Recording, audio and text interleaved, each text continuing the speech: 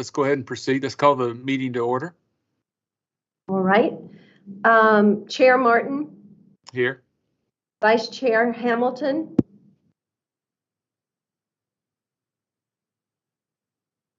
Thought he was here. Secretary Witten. Present.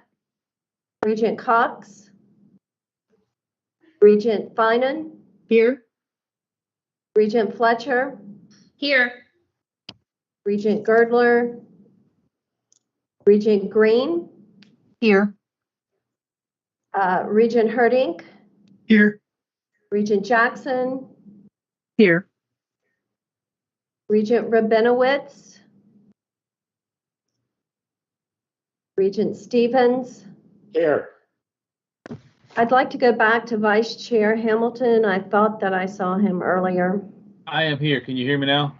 Yes. Okay. All sorry. right. Great. So I think that gives us a quorum of 7 members present. Please check my math. That is correct. We have a quorum. We may proceed. Okay. First item on the agenda is approval of the May 16th Huron update and president selection meeting minutes. We can do this, Chair, by consensus. So if no one has objections, they will be considered approved. No objections? Okay. We approve the minutes of our last meeting.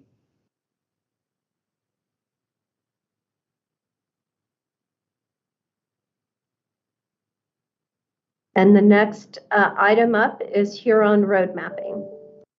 Okay. Huron, you're on deck.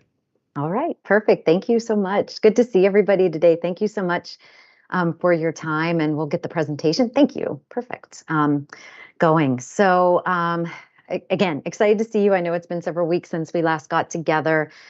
Today, we're going to share the roadmaps from the opportunities that you prioritized, but really, we'll go to the slide 3 for the quick reminder of kind of where we've come from. So you'll remember that we engaged over 2,300 members of KCTCS. We reviewed the data to share with you in our last meeting, which we then shared the 47 academic, space, financial, org design opportunities, which then totaled about 18.9 to 43 million. You then prioritize those 47, and of them, the ones that we'll be talking about today as high priority, really leading us to the key areas for KCTS to move forward with. And so we're going to talk about that in a moment. So we can go ahead to thank you. All right, so this is the work that we've been doing that you see here, which now is going to lead us to the optimization implementation roadmaps that we're going to share with you today. So here we are in June.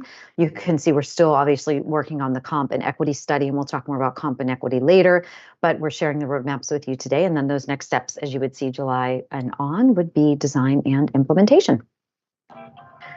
So as you know from our last meeting, certainly we have the process of how we've been following along with everything. We did the assessment, we've identified, prioritized, sharing the roadmaps with you today.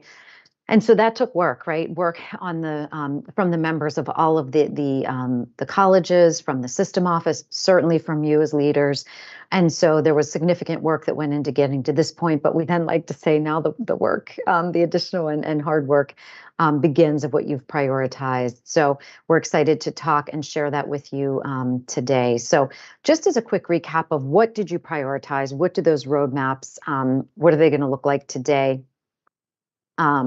And these were the discussions that we had both with you and the PLT in our last meeting in person. We've developed the 7 roadmaps of the prioritized opportunities that you wanted to move forward with, and you'll see the quick synopsis of them here. Just as a reminder, we had a great deal of discussion around the PMO office, the important role that the PMO will play. I think that really resonated with everybody here on the board, and the role that that'll play in ensuring the work is tracked, it moves along in a steady process. We talked a lot about the importance of accountability through the work, making sure that you're apprised as a board of where the work is, where it's going, that it's staying on track, that it's meeting the goals, whether they be financial or strategic, that were set forth, and so thus the PMO. You then shared where you were in your path towards space utilization. And so we've taken that into consideration with where you need to go next, and you'll see that on the roadmap. You then expressed the desire to potentially opt out of the state-managed capital construction process in order to remain more nimble, really allow you to make those decisions at the college level or at the more institutional level. And you shared a deep interest in looking at the organizational structures and services provided. And this was a very large area. So this included not only the interest to look at the system office, but also the 16 colleges to really understand the work that's being done, how best to structure it going forward, how to remain efficient while maintaining a strong level of service, what could be shared potentially across colleges, what could be shared from maybe it's a pod structure or a regional structure, or in general, where could there be administrative efficiencies? And certainly, as you can see reflected in the potential financial savings, that was the highest of all of the opportunities, from about 7.7 million to 24.6 million. We looked at the overall academic programming and the cost to educate, so the bubble charts that everybody remembers and likes. And you expressed further interest in reviewing the programs at a deeper level, as well as looking at the faculty credit hour production, section enrollment. So really a lot bundled into that academic programming, which also has a fairly significant financial opportunity associated with it as well. And reflecting upon the fact that we talked a lot about organizational design. We've talked a lot about what we would associate with people, with individuals, with roles. Let's think of it that way. But there's also areas that wouldn't be considering of roles and things of that nature, which really leads us to that strategic sourcing area. You indicated wanting a bit of a balanced approach by including looking at your strategic sourcing to see how spend and purchasing can better be consolidated through a more concerted approach of consolidating vendors, monitoring the P cards at a higher level, increasing contract utilization. And again, there were several $1 million of potential savings associated with those efficiencies. And last but not least, everyone's favorite topic, data, use of data, data strategy, and really ensuring that it is a key enabler to ensure that the decisions that you, the KCTS makes, can be data-driven and allow for even more strategic planning as you move forward into the future and as you think about the opportunities that are out there and will continue to be out there. So that's just a quick synopsis. Again, we're going to dive deeper into these for the roadmaps, and you'll kind of see the tasks associated with them. So let's though take a look at what will you see in the roadmaps. I think it's important to kind of do an overview. Again, as a reminder, so what we'll do is a review with you of an overview of all of the prioritized opportunities on a timeline. So you'll be able to see the overlapping areas. When would one opportunity start? When would the next start? So we have that view for you first. Then we'll share with you a more detailed roadmap, breaking down the tasks for each of those specific opportunities. And then also we'll be sharing with you the potential financial benefit realization. So what's your return on investment? What's the ROI for doing the work? Of these prioritized opportunities, so that you can see, okay, well, it might take, this might be the savings in year 1 or fiscal year 24, fiscal year 25, and so on for 5 years. What could really be realized? And we'll explain also to you the approach and how we've taken it. So with that, unless anyone has any questions on any of this general coverage, we can start to dive in then through the roadmaps and really get a little bit more detailed in the work, which Chris is going to take us through, unless anyone has any questions. Don't see any questions. So Chris, I will turn to you. Questions, I can jump in. So the first thing I wanted to orient you to is just the coloring here. As we talked about the last few times we've presented, some of these opportunities, I think we're ready to just run right into designing and implementing them. And there's a few opportunities where there's still some analysis. We took it as far as we could to identify the opportunity, but then to really dig in a little deeper as needed. So you can see the different coloring here. The teal is where there's going to be a little more analysis needed before we can really build out the design and start to implement things. That orange is where design would look like, and then implementation is that yellowish color. So what we're trying to show here is that there's a plan for rolling through each of those prioritized opportunities. You'll notice that the PMO, Project Management Office, is first. We do see that as kind of the linchpin to making this all work. As we talked about at the last meeting, the accountability, the structure, making sure that everything's looped together. That work stream would really be just setting that up. how do we connect with the PLT? How do we connect with the board? How do we make sure that there's project plans? How do we build out a communication plan? How do we get all the data we need, and kind of just making sure that it's a well-oiled machine. If you think back to the start of this engagement back 6, 7, 8 months ago, there was a lot of work behind the scenes to get it stood up. We needed to figure out Huron's cadence with meeting with you all, meeting with the PLT, meeting with President Zarapata, now meeting with Pam, getting that all stood up. That's kind of what we envision for this next round, but thinking through each of those different work streams. Luckily, we have relationships, we have structures in place, so I think we can hit the ground running on a lot of these things. We have our status reports, we have our weekly check-ins with Pam. I think some of those can just roll right in. We already know the board meetings and PLT meetings. So that's what we're thinking that PMO would look like. It's going to take a couple months to kind of really hammer out all the details and getting that stood up, and then kind of rolling right into implementation. You can see there's some overlap there. The one thing that's not listed is we do see this as something that can be KCTCS owned. So that can be transitioned to you all once there's a resource identified to just roll that right onto someone and they can take ownership of it. The next one is space utilization. There are definitely more analyses needed to do here. You may remember some of our analyses were looking college by college. We think the next layer down would be looking building by building and campus by campus. So that's where that teal is showing that there's going to be some more analysis needed. There was also some questions about the cleanliness of the data. So we'd also want to spend some time in that teal phase where we're really making sure that everyone has validated the data and they feel good with the data, because the data needed to identify an opportunity may be slightly different than the data, the comfort with the level of data to make an actual decision. The design and implementation of that space, you can see, is pretty long, 9 months and 12 months. It does take a lot of work to get there, and some of those can be compressed, but as you could imagine, to figure out what we're going to do with a building, how we're going to decommission it or sell it or work with a P3 partner or whatever it be, can take a long time. And so you might not see that be fully implemented for a bit. The next one is that capital construction process, opting out of your current plan and creating your own structure. In conversations already, we've heard that it needs to either happen by next summer or it can't happen until the summer of 2026, just based on the current timeline. So what we did was back into that end date of next summer at this time next year, and tried to condense that timeline to make that feasible. If for some reason as we get going, we realize that timeline's not reasonable and we need to push it to that 2026 deadline, we can obviously adjust that. You can see that's already starting right now because there's already conversations underway. Similarly, org structure is something that we think can get started right away, and there's already been some conversations. That again is one where there's more analysis needed.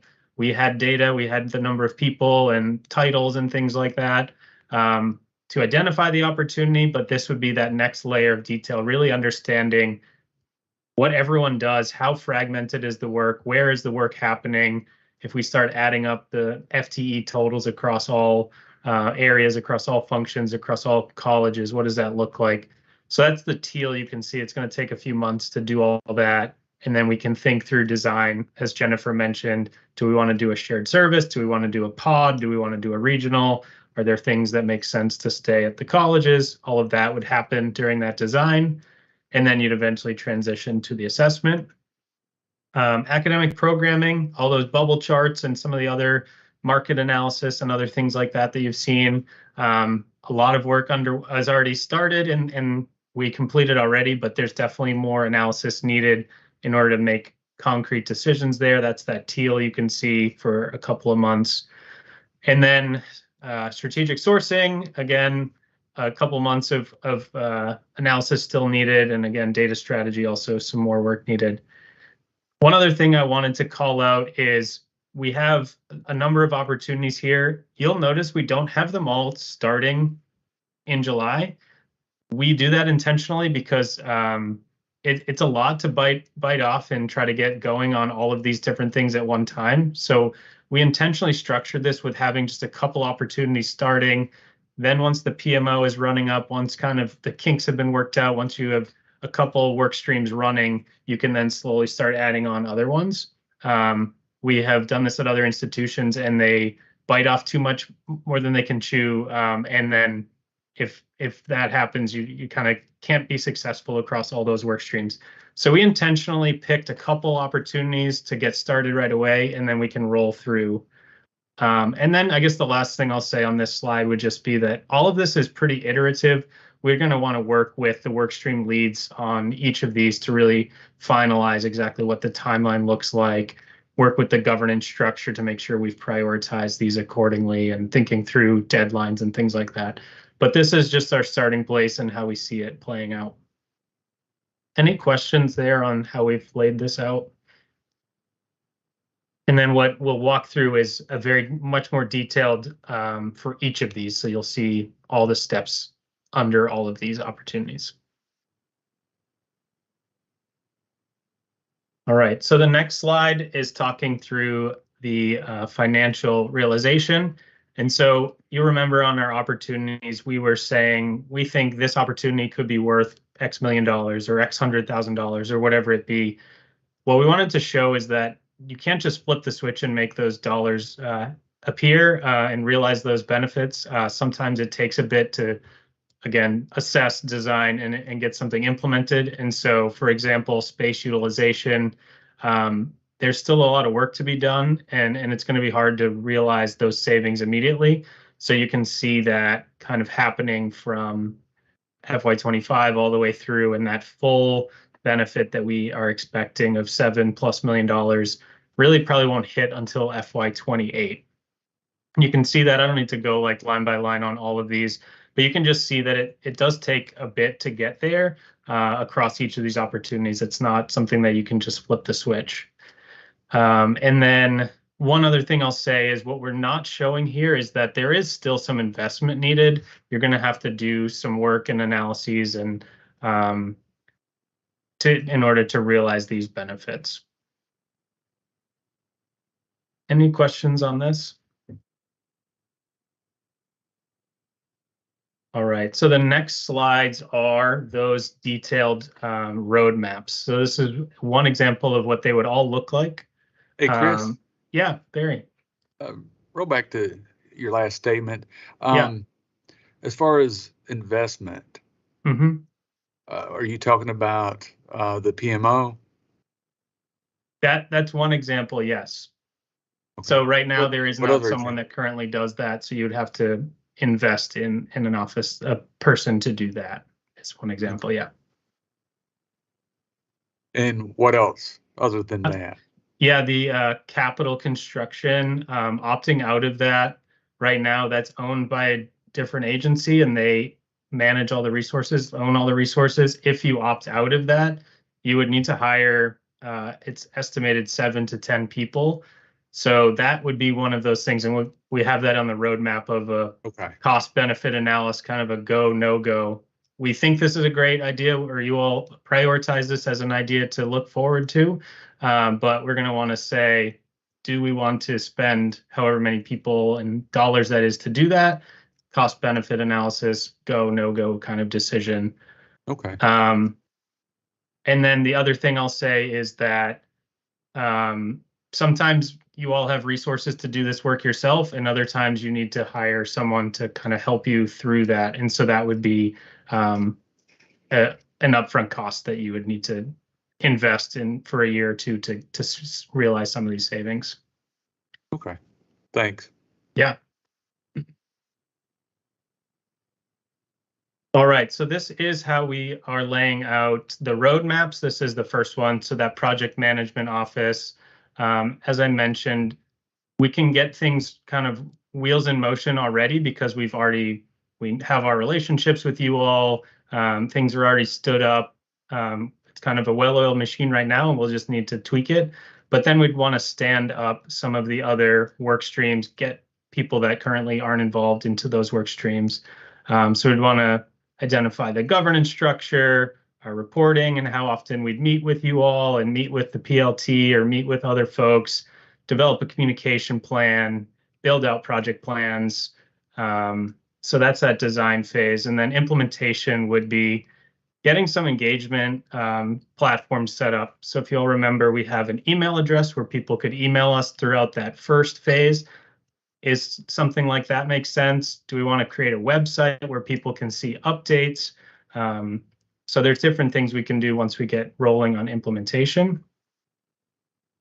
Any questions about PMO? And as I mentioned, that timeline can be compressed or expanded depending on how long it takes you all to find a resource for that. For space utilization, this is one where we do think that there's more analysis needed in order to really understand how big of an opportunity and where that exactly lands. You might remember we did some analyses on a net asset value. It was looking at the deferred maintenance on each campus and where there might be opportunities to think about using your buildings differently. The analysis we did got us to that high level of college by college or campus by campus. The next level is really going building by building and knowing which ones to prioritize, which ones to dig into deeper. So that assessment would really be getting an understanding of all 70-something campuses, of all hundreds of buildings that we have, which ones do we really want to focus on creating some pros and cons and some options for us. So options could be working with P3 agreements. One could be selling something, decommissioning something. Maybe you realize you have a building that just isn't being used in an appropriate way and it needs some investment, and maybe you invest some money into a building so that way it can be used differently. I know that other colleges have done things like that. So we would kind of list out all the options for each different building and just think through the ROIs, the investment needed, any key considerations. I know different community partners are using different buildings, so we'd want to think through any external leases, or if we decommission this building, is that going to kick out the agriculture club from Hazard, Kentucky that comes every week to use that building, or whatever those different things are. So we'd want to, think through which options we have, prioritize them. I'd say the implementation piece is a little fluffy here on our language because we don't know where each thing's going to go. Each building is going to have its own implementation timeline depending on which options happen. But we'd want to work through how we shift operations. If there's classes happening, faculty offices, whatever it be in certain buildings, we'd want to shift them around campus, make sure that there's capacity for something to be moved somewhere else. So implementation would be thinking through all of that. And then the capital construction that as I had mentioned, if you do decide to do this, you would have to think through hiring new folks and creating new processes and new policies and all of that. So the first part would be that cost benefit analysis and really just understanding, do we want to do this for sure? Yes or no? If we do this, pros and cons, what's that going to look like? If you all decide, yes, for sure, we want to do this, you'd then start designing what are the roles and responsibilities. If we do need 7, 8, 9, 10 more people, what are they each going to do? What's the structure? What's the policies look like? What's the procedures look like? And then eventually working through actually the opting out of your current plan. And then implementation would just be taking all of the things that you designed that I mentioned and kind of working through standing those up. Any questions there?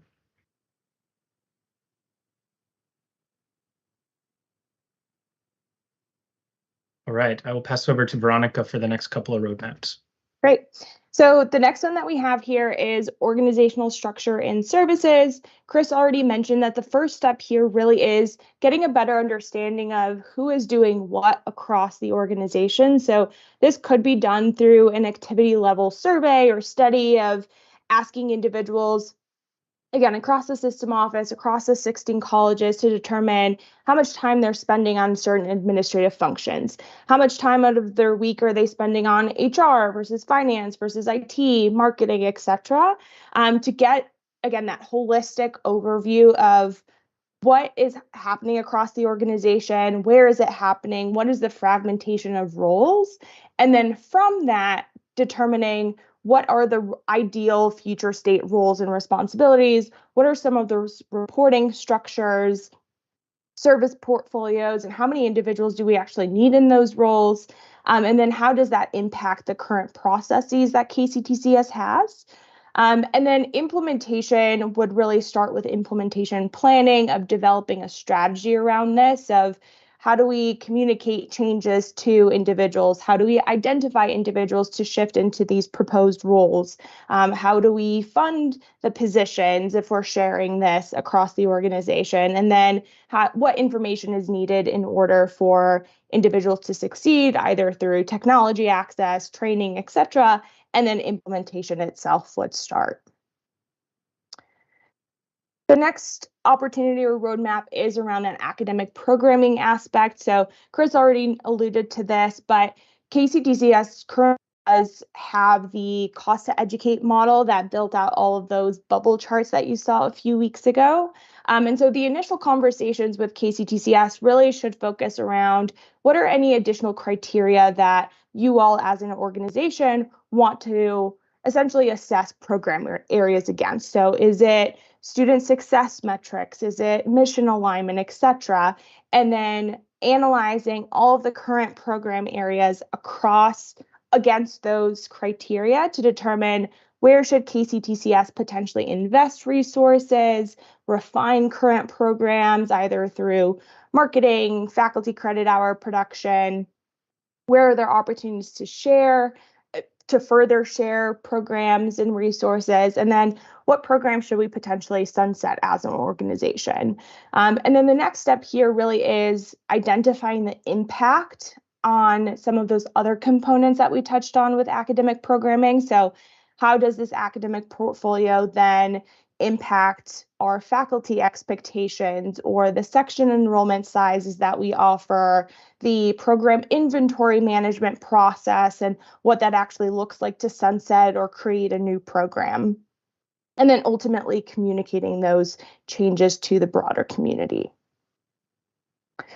The next opportunity or roadmap here is around strategic sourcing. So as you'll remember in our initial report, we had highlighted several key spend categories that KCTCS could focus on through strategic sourcing. The first step here really is to dig into those spend categories more, figure out what are some of those steps that make the most sense for KCTCS in those spend categories, both short-term and long-term. So whether it be consolidating suppliers, reviewing P cards, etc., and then building out a business case for each as well.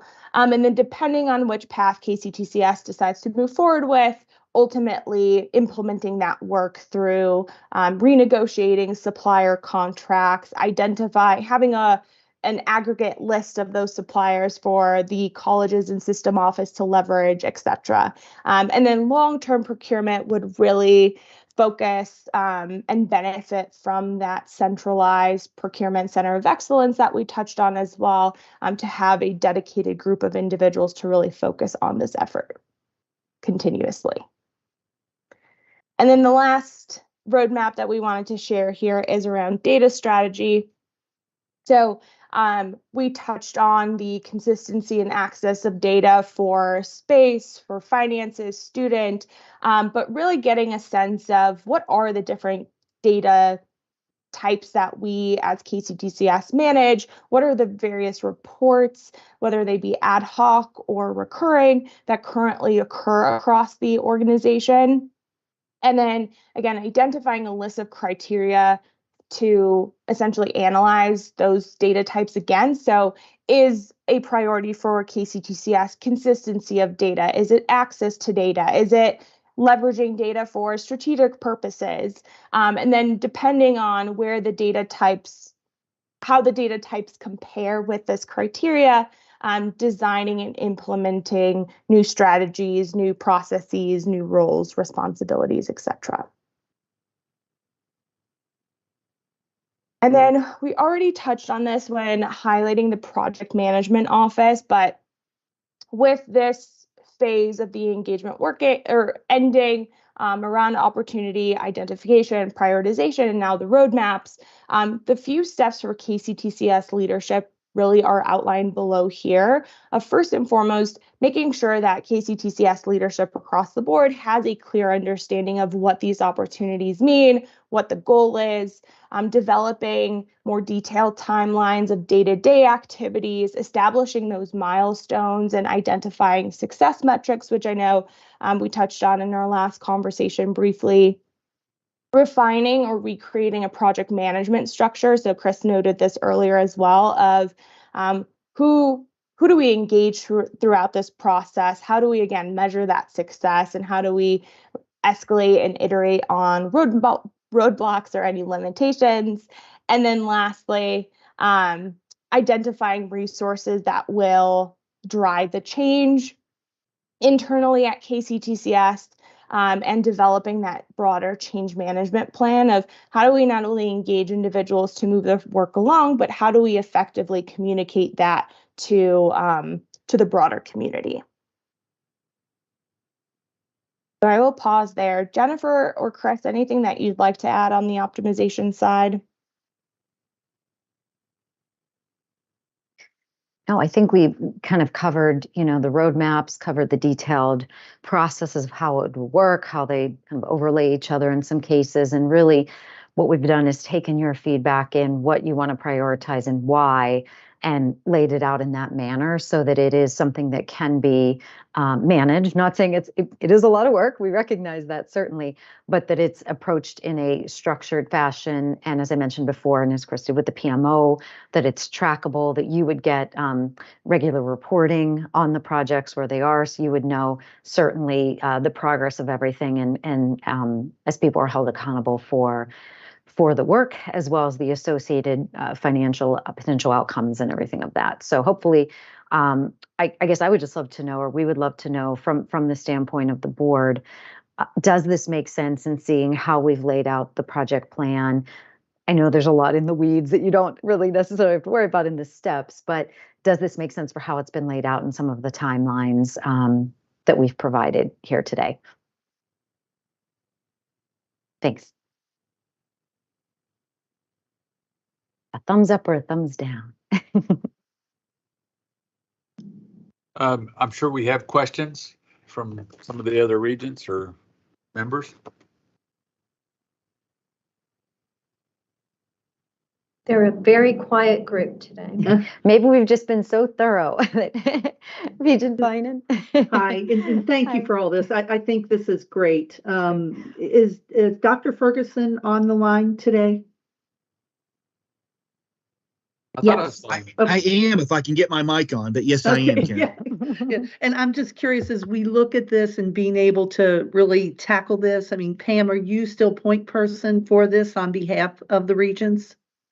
I am. Okay, and so this will be undertaken, and is there are costs incurred related to implementing some of these projects? Is that within the scope, Pam, of your responsibility to approve and move forward so that we don't get hung up on anything time-wise? Right. So what I would do, in fact, there are some things I need to take to Dr. Ferguson at this time, but it is within my purview to take those to him. And as acting president, he can approve those costs. You do not have to vote on them as a board. Okay, great. And then this same presentation, and you may have said this, Jennifer, was presented to the PLT yesterday? Yes, on Tuesday. Tuesday. Yes, on Tuesday. Mm-hmm. Was there additional input from them or questions? I think we'd be curious to understand what that reaction was. Yeah, absolutely. And then certainly, Pam, please, or Dr. Ferguson, please feel free. But no, we reviewed everything that you're seeing today. We reviewed with them. We went, as we did, roadmap by roadmap and talked them through it. I think there's recognition that it's going to be a lot of work, right? I started with that, and I don't think that that escapes any of us here on this call, and certainly didn't escape them.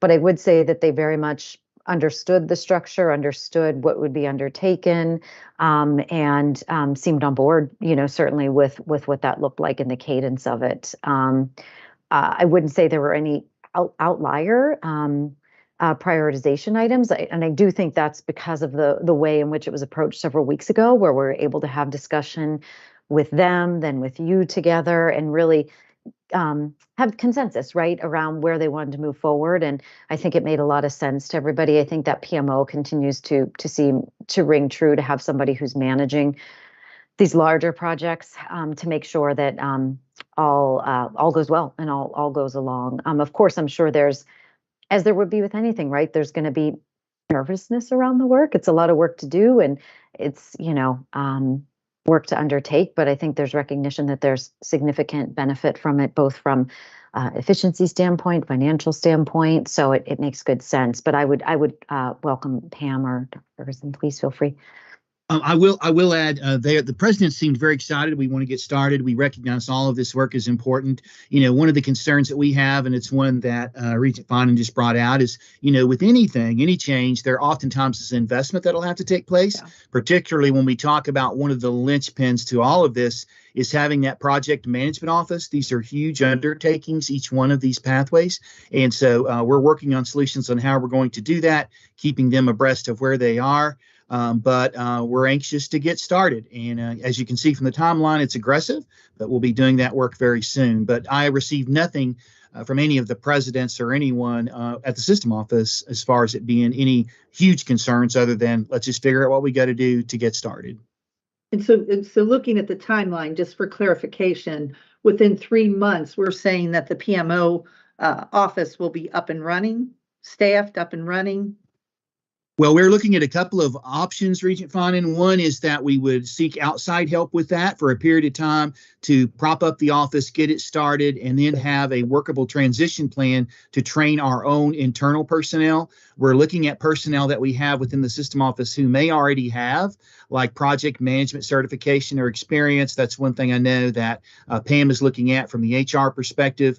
But to get up that quickly, as you've pointed out, it's an aggressive timeline. We're probably going to need some help. We just haven't determined exactly who that is yet. It could be Huron, it could be someone else, but that's what we're working on right now. Okay, great. Thank you. Huron has the background data to help us probably quicker than anybody. Yes, sir. Yes, sir. And that's what we're thinking as well. And I know that's really not what we're here to talk about today, that piece of it. But they do have a proposal forward. I've not even seen it yet. I know that Pam received it today, I believe. So do you have to go to open RFP on that, or can that just be an internal decision? We don't. That's part of the decision making, Karen, is to determine if we would have to or not. Okay. And we haven't gotten that far. Buddy's not seen it, or anyone in procurement. Got to make sure, as you can imagine, we got to make sure we're following the law. So we're going to find that out. Okay. Thank you.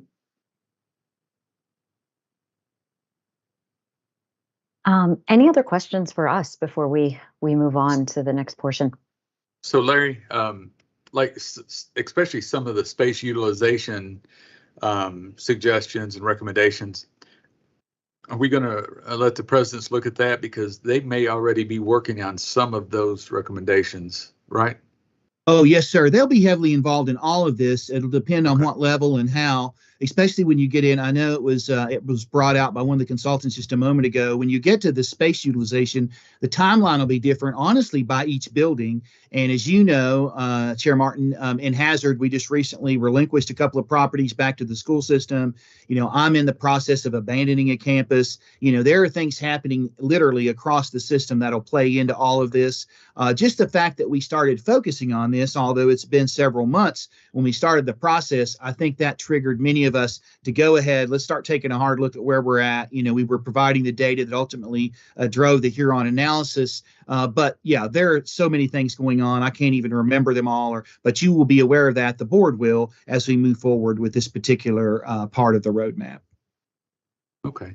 Good. And I would just add to Dr. Bergen's point, and I know it was said earlier, that's for space utilization did impact the timeline for the work that's already been started or done. So we did take that into consideration when creating the timeline for that particular opportunity. Dr. Ferguson, this is Brianna. That same question kind of applies as well to the organizational structure and services. I know just recently, Dr. McCullough sent out a big thing to all Maysville faculty and staff, and I'm sure in the light of the Huron report that that's probably happening across the system with other colleges as well, seeing kind of where they need to be and maybe making strides to do that. And I'm assuming that Huron's being kept abreast of all of those changes as we move forward. So we're not repeating the work again or looking at old data, trying to make and these, roadmaps work. Is that correct? That is exactly correct. We're looking at the structure. I mean, even before the roadmaps get started, we've had multiple conversations with the presidents, probably what preempted Dr. McCullough's message out to her team there. What is the optimal structure? When we looked at Big Sandy, for example, we looked at multiple structures at other colleges trying to determine what would be the optimal one. It ended up being a blend of those that are in the Eastern Kentucky region, and that's what Big Sandy's structure is now. So we're I guess to your point, Regent Witchin, we are a little bit ahead of that in that we're looking at those things and thinking about what that should be. Honestly, in anticipation of the work we're going to do here with the roadmap, but also in whatever might come out of Senate Joint Resolution 98. There may be suggestions, it's been hinted, around org structure and services as well. So yeah, that work, at least the thought of that process and what it looks like, and I know each president is thinking about that. This work, the preliminary analysis and where we're at today has forced them to start thinking about those things already. Great. Thank you, Dr. Ferguson.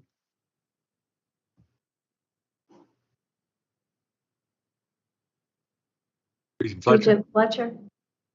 I would think that the comp and class study would also play into the organizational structure and services project, because as we, eliminate some of that span and decrease some of those layers, those organizational structures are also going to change. Is that correct? I mean, we anticipate that anyway.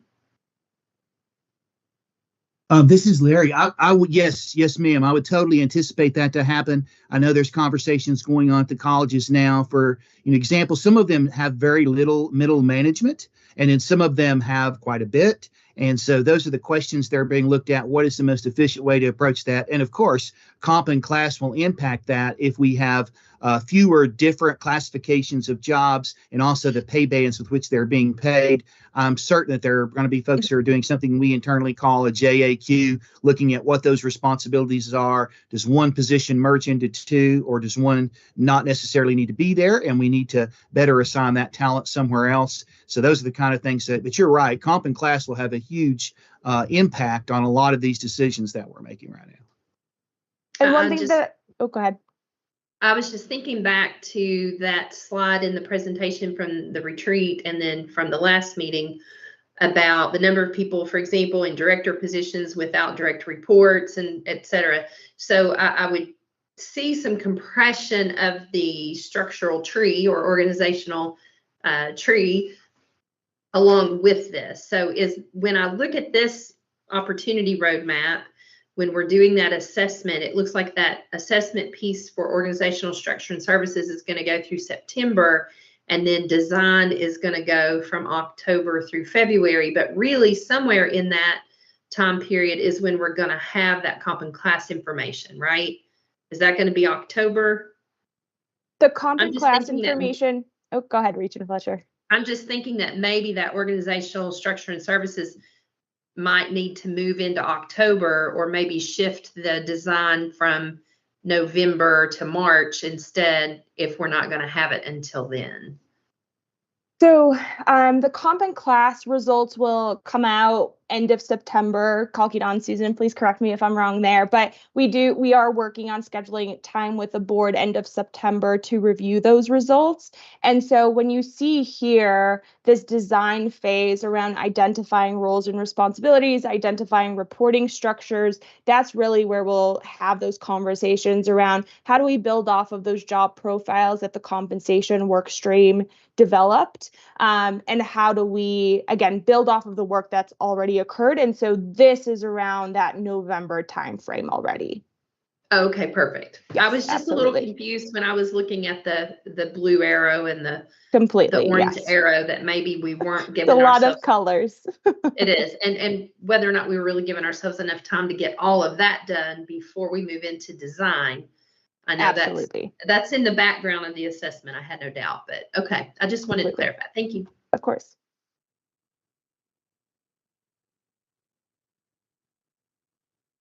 Really great questions and very thoughtful questions about timeline and the work and how the work will be accomplished and integrate with the work that's already being done, either on the comp and class work or work that's being done at the colleges or via the system. So this is great. Any other questions for us before we move along? And we're happy to entertain any at the end too, if you ponder any as we go along here today. So I know it's exciting to think through these opportunities and implementing things, but I did just wanted to say it's been a great time working with you all in the last 6+ months, and wanted to give kudos to all the presidents and all the different groups we met with. We had so many interviews and got so much data, and so just wanted to take some time to celebrate this group and reflect that it's been a great process so far. And I know it's easy to think through the next thing and jump to the next thing and chomping at the bit for the next thing, but did just wanted to reflect there.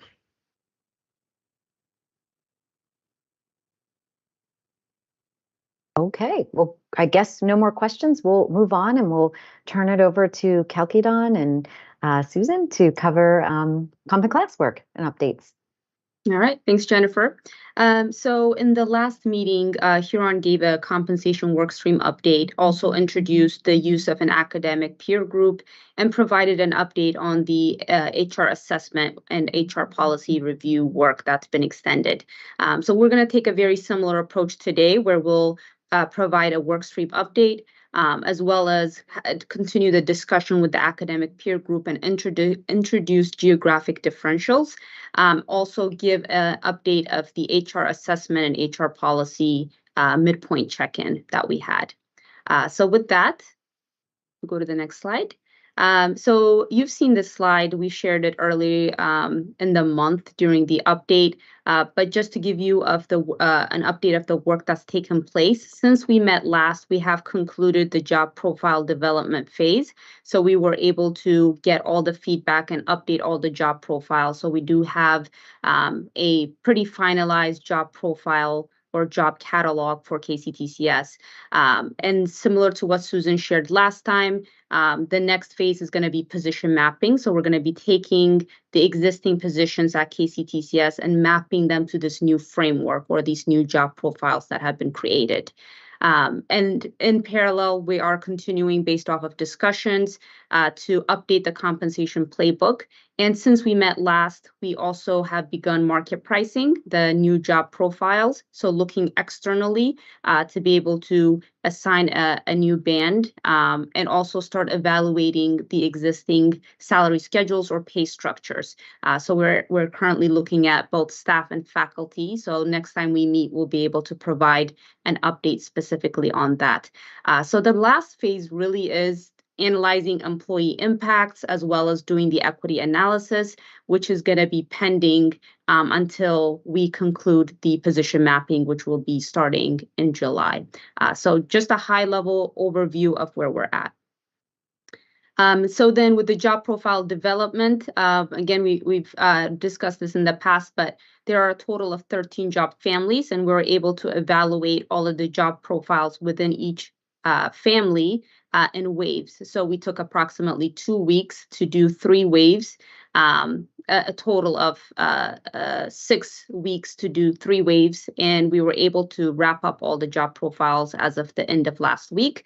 And we did share that with the workstream group this week. So really good progress and right on schedule for the job profile development phase. So the other topic that we brought forward was the academic peer group. So earlier in the month, we introduced academic peer group topic and then reviewed the institutions that were currently identified as peers. The takeaway from the last PLTN board meeting was to further evaluate the 275 unique institutions that were identified as peers for KCTCS and obtain additional input from HR leaders.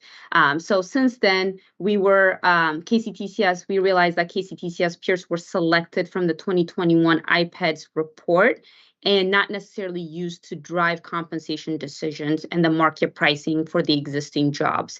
So what we did was we worked with the compensation and equity workstream group to get alignment on creating parameters on how to select a peer group. And you'll see three main focus areas. The first one is competition. So who are the institutions KCTCS competes with for talent? Also being able to design or develop a peer group based off of location. So institutions located within a defined geographic area. Also institution type. So two-year institutions primarily being identified as competitors for KCTCS. So considering these three parameters or three categories, that was the group, the alignment the group had in creating an academic peer group. If we go to the next slide, one of the discussions that we had earlier in the month was around the use of one academic peer group versus multiple academic peer groups. Essentially, we're really trying to answer the question of how should KCTCS attract and retain talent using compensation while accounting for geographic differences within Kentucky.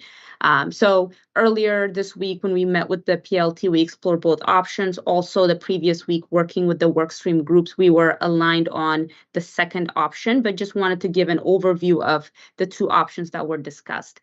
The first option was having multiple academic peers. So Huron will create 2 to 3 academic peer groups to market price KCTCS job profiles. So both KCTCS colleges and the system office will be grouped by Kentucky Council of Area Development Districts and then assigned a peer group based off of that. Now, there are pros and cons to this option, similar to option 2. Really, the advantage of the option 1 that was discussed was multiple academic peer groups will consider the unique challenges and competition for talent, which, again, option 2 doesn't quite capture. However, we realized that there were a lot of cons associated with this option. The first one being KCTCS job profiles or job codes may have different pay bands depending on the academic peer group they fall under. So an example, which we'll go into more detail in the next slide, is an accountant, for example, in one college, Jefferson, and another accountant in Elizabethtown might have two different, thank you for that. So looking at this example, an accountant in Jefferson and an accountant in Owensboro, for example, will have two different bands because you're using two different sets of peers to compare. So the market composite will be different because we have two different academic peer groups. It will also point to a different range. So that's one of the risks of having multiple peer groups. So if you go to the previous slide, the other con related to this option 1 is that this will create administrative complexity and maintaining the compensation program. So on an annual basis, constantly having to evaluate the peer groups, having additional participation requirements when it comes to working with salary vendors to acquire data.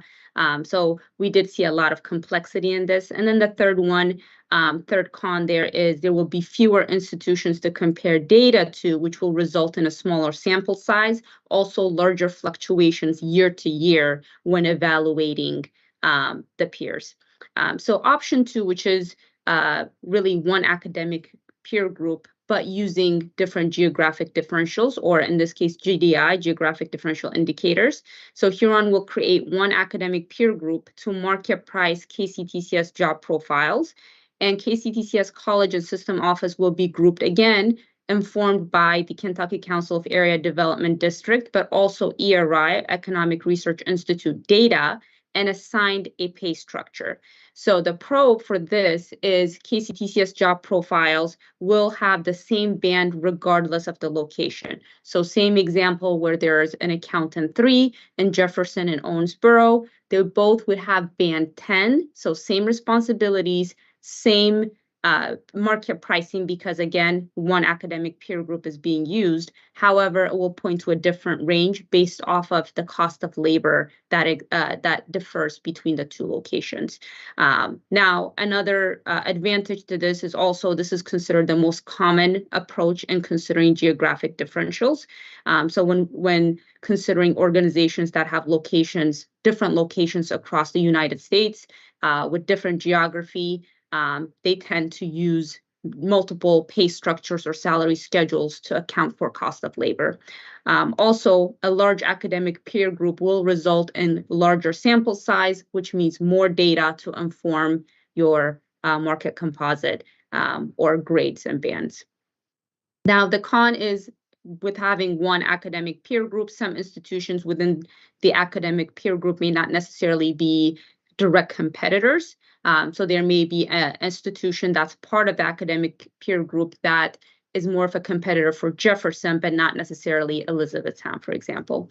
And then the other con is the same job profile will have the same band, which is good, but it will point to a different range based on the location, which we've heard early on, the importance of differentiating between locations based off of cost of labor. So if we go to the next slide, you can see the options playing out here. With option 1 is multiple academic peer groups. Option 2, one academic peer group, which is what the PLT and the workstream group aligned on. So there will be the same band for the same positions, same responsibilities, regardless of location. They will have the same band. However, based off of the GDI, Geographic Differential Indicator, which is informed by the cost of labor, there will be different range. So the range will be adjusted based off of the cost of labor.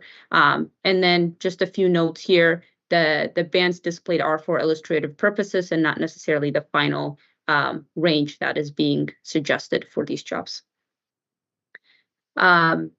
So I'm going to pause right here and see if there are any questions prior to going into the geographic differentials that have been assigned and the market data strategy.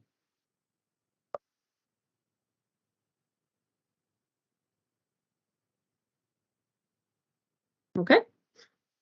If there are no questions, so really looking at the academic peer group selection based on the HR input, leading practice, also our discussion with the PLT earlier this week, Huron does recommend KCTCS has one academic peer group with an emphasis on geography and 2-year academic institutions. So to select the academic peer group, we're really looking at using Carnegie classification of institutions of higher education, the following parameters being applied. The first one being the classification, comparing to associates colleges, and then the region looking out Southeast with the following states included, and then making an adjustment based off of feedback that we received from all of you around including institutions in neighboring states like Ohio and Indiana, because competition, again, doesn't necessarily only take place within Southeast, but also those institutions that reside in the state of Ohio and Indiana. So we're looking at approximately 280 institutions, looking at, again, the parameters above, and looking specifically at Coupa, which is a primary survey provider for KCTCS. There are about 28 institutions out of the 280 that participated in academic year 22-23. So whenever there is insufficient data, 28 is considered sufficient data, but for any given specific job, if there's insufficient data, there will be an opportunity to use all 2-year institutions to supplement, again, the lack of information. So high level, again, looking at classification, looking at region, and then customizing it to include neighboring states. And so looking at the market data strategy, we've shared this slide before, but just to get grounded, there are different types, executives, faculty, and then for staff, managerial, professional, and operational career paths that have been identified as part of this framework. And so looking at geography, national for executive, regional for faculty and staff, and then for competitors, using the academic peer group that we just discussed on the previous slide, and coupling it with general industry data for technical staff or faculty, again, based on feedback that we've received, and then also general industry when appropriate for shared services jobs or general industry jobs for the staff, and then primarily competing with two-year institutions. Next slide. And so the other thing we looked at were geographic differentials. So geographic pay differentials used to account for variations in cost of labor among locations. To assess the economic differences between the 16 colleges and the system office, we did utilize 2 data sources, the first one being the Kentucky Council of Area Development District. And there are a total of 15 districts that are identified, and the system office and the 16 colleges fall within 13 of those 15 districts. The other data source we looked at was Economic Research Institute, or ERI, and ERI does collect salary survey data from internal surveys, third-party salary surveys, Bureau of Labor Statistics, really to assess the geographic salary differentials and assist with compensation planning. So based off of that information, we were able to identify 4 groupings by cost of labor, and that's geographic differential 100, and GD 100 really represents the national average. So the cost of labor, again, looking at entire United States. So there is a college that would be considered GD 100, some colleges that are GD 95 or 5% below the national average, GD 90 and GD 85. So we were able to group the 16 colleges and the system office on the next slide by these groupings. So each KCTCS location grouped by geographic differentials, and you will see Gateway specifically listed there. The cost of labor is aligned to the national average at GD 100. You'll see Jefferson to Owensboro at GD 95 or 5% below the national average. Big Sandy to Southeast Kentucky at GD 90, and then Maysville and Somerset at 85 or 15% below national average. Again, specifically looking at cost of labor. A few call outs to make here. We understand there are some KCTCS colleges that have multiple campuses, so their location might vary. So in order to look at this, we looked at the specific, we looked at the main campus and the zip code to be able to identify the GDI, or the geographic differential indicator. Also, just a call out here on the misalignment slightly between the KCAD district assignment. So Lake Cumberland for Southeast Kentucky and Somerset, but there is a 5% difference from the data we got from ERI. So just a call out there, we do have a meeting with the larger HR peer team to be able to really assess any modifications that need to be made. But again, based off of data and specifically looking at zip codes at ERI, this is the grouping that we were able to identify for KCTCS. And then just to give an example, and I'll pause for questions, looking at similar example as before, so an accountant 3 for Jefferson and Owensboro, looking at 2 different districts according to ERI, different cost of labor. So Jefferson being 5% below the national average and Owensboro being 10% below the national average. You will see that they will have the same band because it's the same job, same responsibility as we saw in option 2 earlier. But then the range will slightly be adjusted based off of the cost of labor. And that is, again, a lot of feedback that we received during the town halls as well as during the focus group and interviews, is really to account for the variations between colleges. Yes, see, we have a question. Yes, sorry, on Regent. the previous slide, just kind of looking at that, when I believe you said are you pulling the primary zip code for all of these, like the Correct. primary home campus, but not Correct. necessarily the ancillary campuses? Correct. Gotcha. Yes. Okay. Mhm.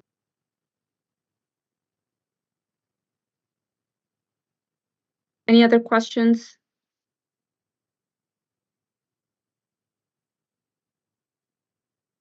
Okay. So again, we'll be able to provide a lot more information around the market pricing, us using the academic peer group to be able to share more progress on this project next time we gather. So the next update we wanted to provide is regarding the HR assessment and HR policy review. So looking at the next slide, the project update.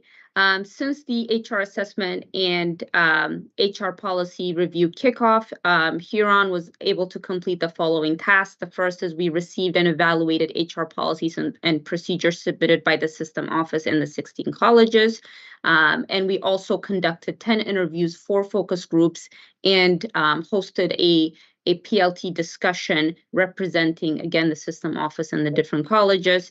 And we were able to identify key themes and preliminary areas of focus for KCTCS. So again, this is a 10-week engagement, pretty quick one. And this is the halfway point where we were able to gather the qualitative information, and we'll be sharing that with you here in the next few slides. But first, from a project timeline standpoint, really we kicked off this engagement the week of May 15th. We are now on about a little bit over halfway on the week of June 26th. So we're wrapping up the analyze phase right now, and we're focusing on identifying opportunities when it comes to HR processes, HR policy review, and we're leveraging the interviews, focus groups, as well as the policies that have been submitted to be able to identify opportunities within this function. So based off of the interview and focus groups, we're able to identify 4 key themes, and we will go into each of them in detail. The first one is around HR operational design, HR customer experience, the use and leveraging of technology, so HR processes, data, and then the last one is talent strategy, which includes both talent management and talent acquisition. So going into each of these, the first one is HR operational design. So we really focused on three areas. So that's the HR strategy, HR structure, and HR partnership. So think of these as sub-themes to the HR operational design theme. So the first one is around HR strategy. Participants indicated an absence of an HR strategy that is aligned with the organizational vision, mission, and goals. So we were able to identify HR strategy at the different colleges. However, all of that strategy rolling up and being aligned to the organizational vision, mission, and really having a central HR mission was missing and identified as missing by the participants. The other emerging theme was around HR structure. So recent reorganization of HR as a standalone function was seen favorably. However, there was participants indicated a lot of ambiguity in defining the roles and responsibilities of the system office and HR leadership at the colleges. So they indicated that this is often a challenge that is seen. And last is a partnership, which really touches on back to the HR structure, but participants really wanted to see a lot more synergy and partnership between the system office and college HR leadership to be able to deliver consistent and quality HR services to employees. So again, more of and we'll get into the HR process, some of the challenges specifically, but those were the 3 main call outs. The next one is around HR customer experience, and we're really defining customer of HR as staff, faculty, potential employees, HR leadership, and even other departments that directly works with with HR. So the first one is related to HR interaction. So majority of the respondents indicated a high level of trust and integrity with local HR, which was definitely a good news. So we were really glad to see that. But then there were some also comments around really the role of HR. So non-HR focus groups would like to see HR, both college and system office, more as a partner versus an enforcer. So a lot of the comments came about when it comes to compensation, decision-making around compensation, and being able to better partner with HR instead of really focusing more on the policies and restrictions that are in place. Next is HR programs. So HR programming does vary as indicated across the colleges and the system office. So there's a heavy emphasis on professional development, for example, and formalized, I should say, in certain colleges versus others. So the HR programs that exist varies between colleges, creating a different experience for employees. And then last is customer engagement and satisfaction.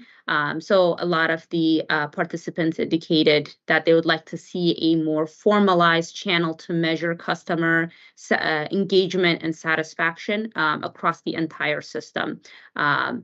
Also being able to have, or currently there's a lack of a formal platform to even capture feedback to improve processes, and specifically indicated exit interviews by employees and using that to better the services that are currently being offered by HR.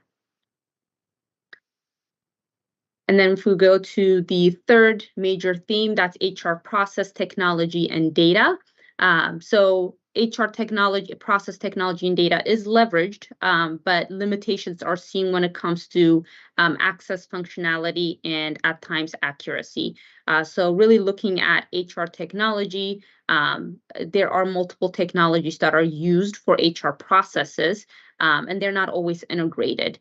And really, there was also comments about really what is the long-term HCM solution for KCTCS, PeopleSoft primarily being the solution for HR processes. But what does that look like? Is that a long-term solution? So more of an evaluation around that. Business processes. This was a reoccurring theme in almost all of our interviews and focus groups, but really current HR processes are seen as restricting colleges and creating process delays. And there were specific processes called out, including creating positions, being able to correct data on PeopleSoft, also the paper-based benefit processing, and lack of access to support employees after enrollment has taken place.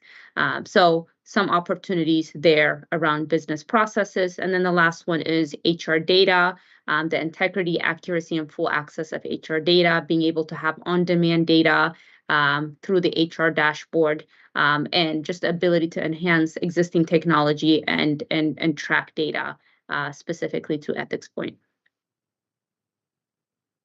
And the last theme here is talent strategy, and we're really looking at both talent management and talent acquisition. So when it comes to talent acquisition, recruitment and branding was called out. So attracting and recruiting talent continues to be a challenge. Having a diverse applicant pool was also called out several times, and most indicated that compensation tends to be one of the challenges and the levers that they would like to use to be able to increase the diverse applicant pool, and having quality candidates. Talent management as well. So having a defined talent management objectives and being able to align individual performance with business objectives consistently was called out regarding talent management. And then when it comes to DEIB, being able for KCTCS to take more of a proactive versus a reactive approach to DEI. So currently tends to participants indicated more of a reactionary approach. And then also a lot of concerns were raised on the recent legislations regarding DEI and how KCTCS will navigate the outcomes. So I'll pause right here. I know that was a lot of information between the 4 themes. See if there are any reactions to some of the themes that have been highlighted from the focus group and interviews.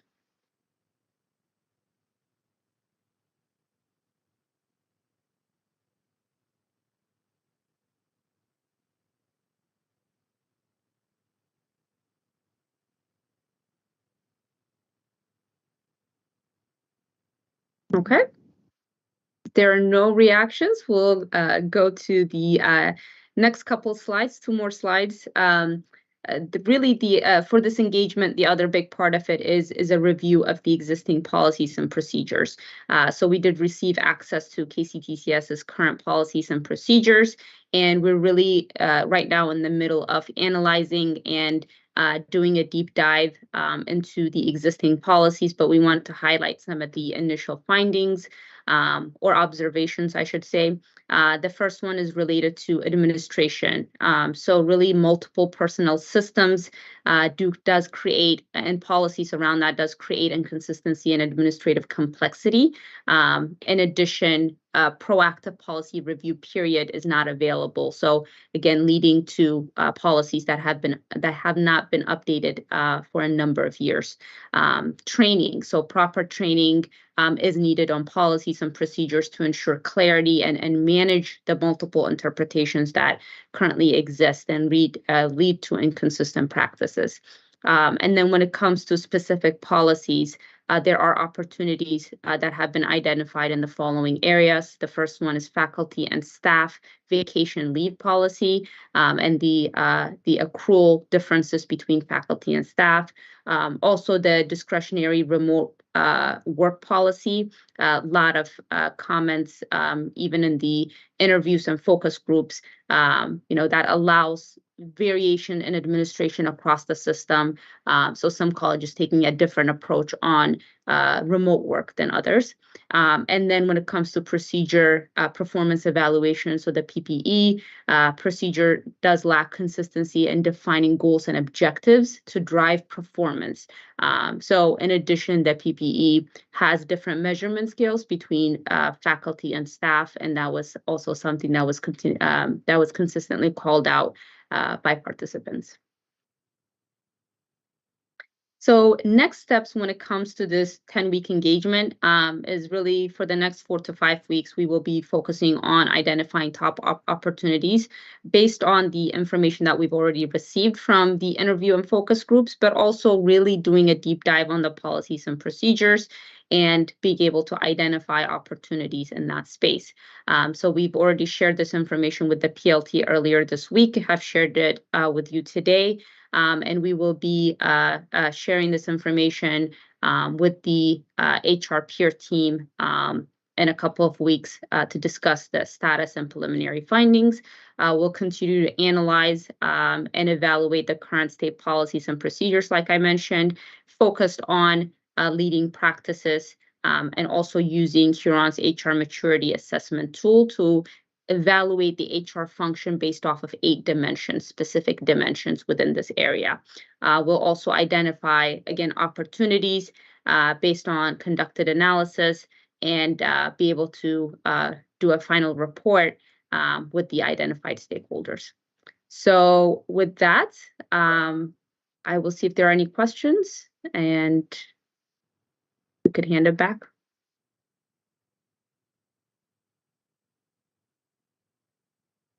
Regent Herding. Yeah, I just want to say it's really nice to see this all in, a concise one place. As a staff member, you kind of hear this as the water cooler talk and grapevine kind of situation, but to see everyone and see it come together, I'm really just excited to see what kind of outcomes can be generated from this. So thank you for that hard work. Sure. Thank you.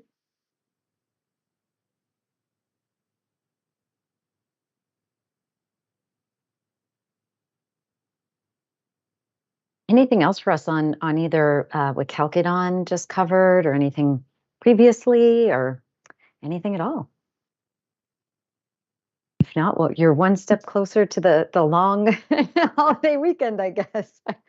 I don't want to be the last one to ask a question between these folks and a long weekend, but this may be more for Pam. Duncan, maybe she could help with this one. As you begin to look into the HR, you mentioned that there are so many different categories, for example, of employees. So as I understand it, some of those inconsistencies would have to remain based on the retirement lane in which people are. Is that correct, Pam? So some of those inconsistencies perhaps will not be able to be erased, or how do you see that panning out?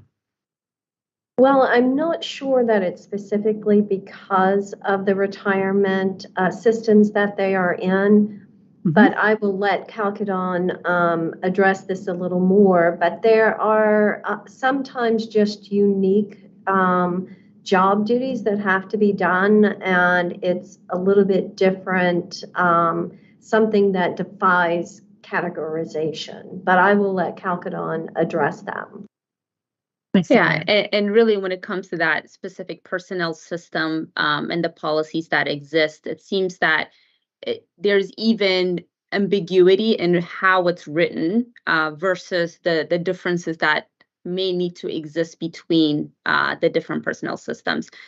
So it's more of just even something simple, looking at a policy, being able to scroll and say, okay, who does this this specific policy apply to? Is it those, part of KCTCS system, personnel system, or is it the UK, or is it, so being able to even have, the organization to be able to differentiate on which policy applies to which group of employees would even be an improvement from what we're currently seeing. And again, high level observations, and we're certainly going to be and considering what limitations exist prior to making the right recommendation. I appreciate that.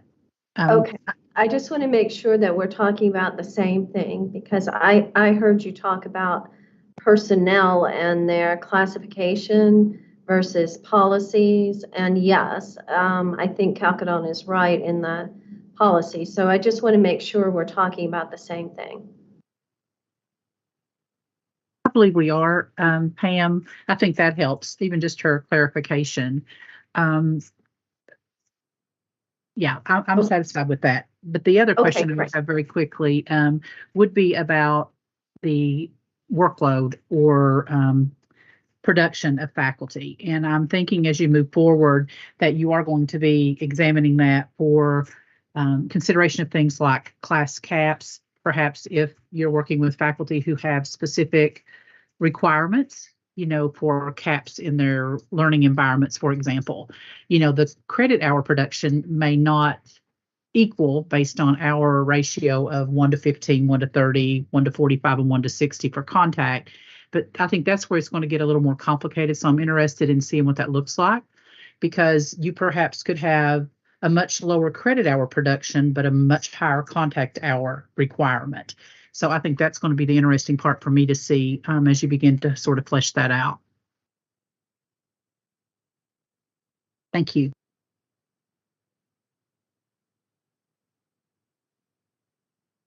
Pam, this is Brianna.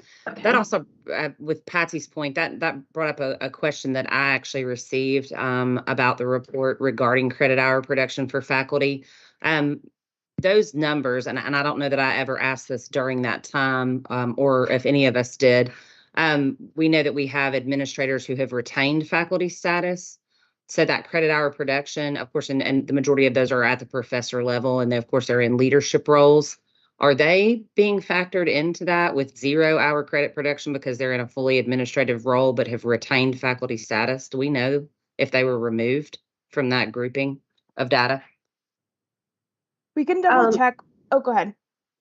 Well, I don't know. And Veronica, I think you were about to say double checking. I do know that based on my conversations with my team that it was discussed in the work stream. So we could double check that, but we based that credit hour production based on individuals that taught in the last academic year, regardless of their status. Right. And I do know that there are several, administrators across the system who might teach one class, right? Mm-hmm. But be administrators, 97% of the time. So just kind of wanted to take a look at that. They weren't actually teaching a full contract load.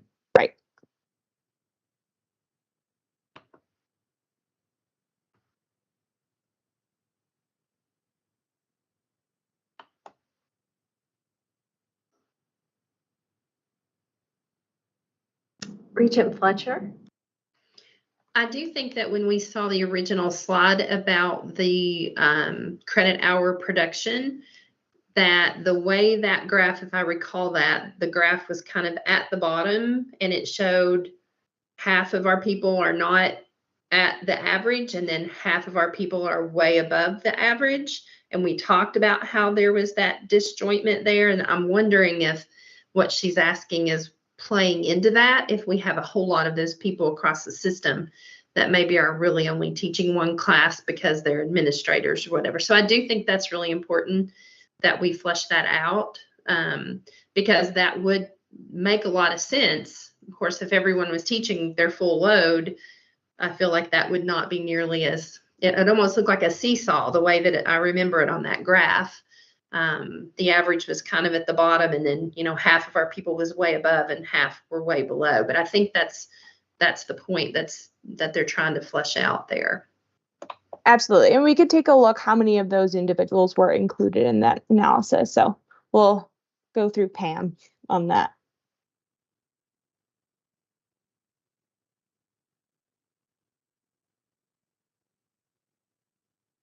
Regent Fletcher, is your hand still up, or do you have another question? Oh, there it goes. Sorry. No worries.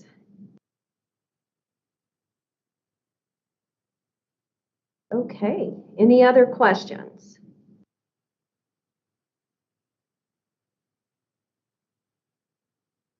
I think that's it then. As far as the Huron road mapping and HR update, I want to thank all. Oh, Regent Herding has a question. Not a question. I didn't mean to cut you off. I was going to make a motion to adjourn. But please finish what you were saying. I was just going to thank Huron for their time and effort, and to wish them and everyone here a happy long weekend and holiday. Thank you, Pam, and we wish you the same. And I think Chris said it earlier, it's just been an honor and pleasure to work with all of you. And so thank you. And then, of course, you've just been a wonderful executive sponsor and partner for us through this. And we couldn't be more appreciative of you too. So thank you. Thank you. Yeah, Have a good weekend. Thank you. Thank you all the hard work and the update. Thank you, Barry. Bye-bye. Thank you, everyone. Bye. Have a good one. Bye. Thank you.